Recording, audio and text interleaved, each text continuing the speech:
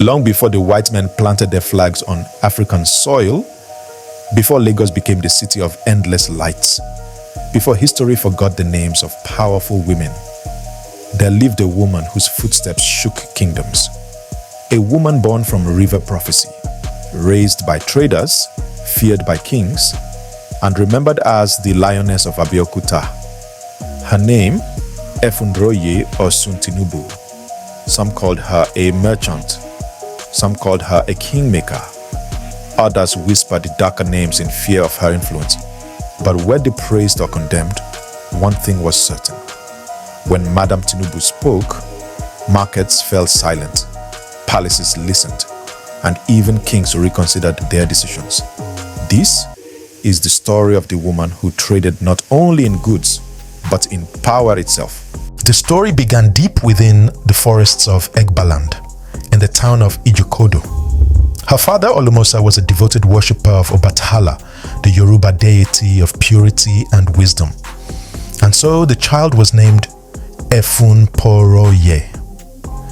Purity brings honor, but another name followed her like a river song, Osun Tinubu. The goddess Osun has come from the deep waters. Legend says her mother gave birth while traveling across sacred waters by canoe. The elders believed the river goddess herself delivered the child. And from that moment, the old women whispered, "This girl will not live an ordinary life." As a child, Tinubu watched her grandmother trade herbs, roots, and rare goods across distant markets.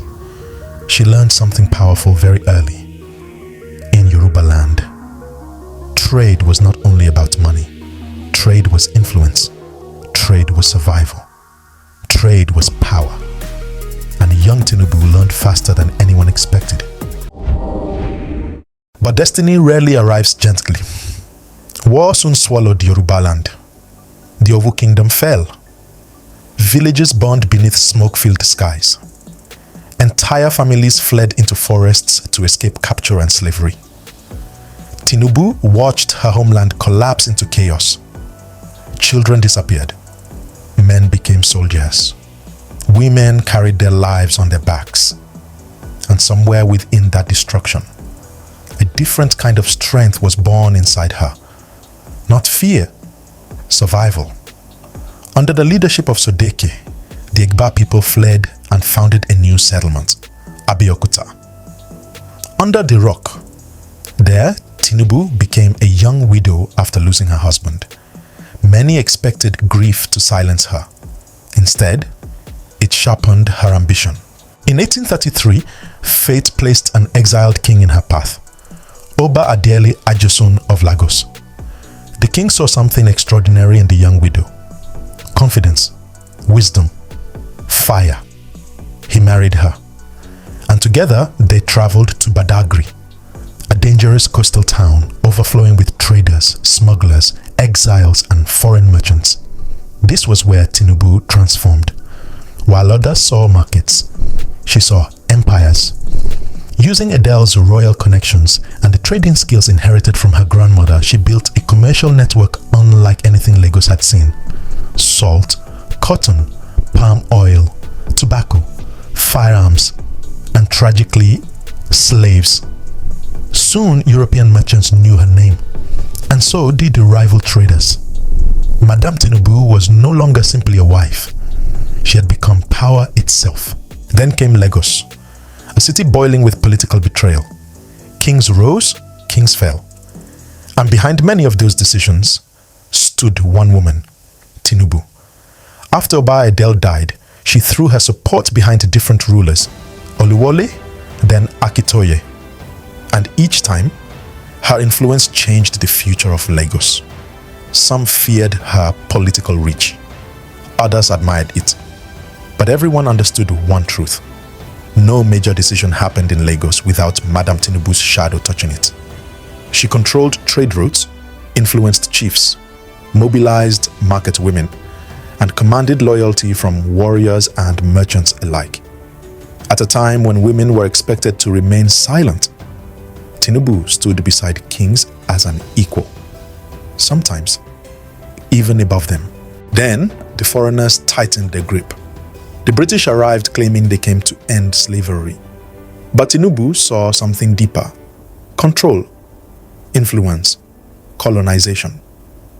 The British bombarded Lagos in 1851 and removed Oba Kosoko from power. Akitoye returned to the throne with British support. But Madam Tinubu did not fully bow to colonial authority. No, she played a dangerous game. Publicly, treaties were signed. Secretly, trade continued in the shadows. British Consul Benjamin Campbell quickly realized something alarming. This woman was too powerful, too influential, too difficult to control. Tinubu openly challenged foreign interference in Lagos politics. And soon, conflict exploded between her and the colonial administration. The British demanded her removal, and eventually, she was banished from Lagos. But exile could not destroy legends. Tinubu returned to Abeokuta, and once again, she rebuilt herself. When Dahomey threatened Egbaland, she supplied weapons and ammunition to protect her people. Her courage during the war earned her one of the highest titles in Yoruba land, Iyalode of Egbaland, leader of women, voice of commerce, mother of influence. Even in exile, her name still carried power. The British could remove her from Lagos, but they could not erase her from history. In 1887, the lioness finally rested, but even death could not silence her story. Today, her name still echoes through Lagos Island, through Tinubu Square, through the markets of Abeokuta, through every African woman who refuses to shrink before power. History remembers kings, but legends remember the women who moved kingdoms from the shadows. Efunroye Tinubu was not perfect. She lived within a brutal era of war, slavery, empire, and survival. Yet she shattered the limits placed upon women in her time. Merchant, strategist, political force, queen without a crown, and centuries later, the drums still whisper her name. Efunroye Tinubu, the woman who traded in power and left her shadow across a nation. We appreciate you for watching Bud Studios. Kindly share your location in the comments and remember to like, share, comment, and follow our page for more inspiring biopic videos.